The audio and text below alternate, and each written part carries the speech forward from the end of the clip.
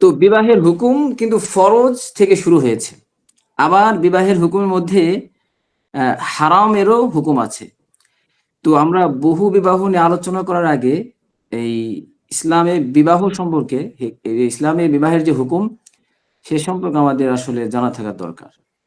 কি কি কন্ডিশন, কোন কোন শর্তের আলোকে বিবাহ ফরজ হয়, কোন কোন শর্তের কোন কোন কন্ডিশনের ভায়োলেট করলে আপনার বিবাহ মানে আপনার অন্যদিকে চলে যায়, হারাম মাকুরে তাহরিমের দিকে মানে চলে যায়। বিবাহ করা যাবে না এরকমও কন্ডিশন আছে? হ্যাঁ হ্যাঁ, হারাম, বিবাহ করা হারাম, এরকম হুকুম আছে। طلع البدر علينا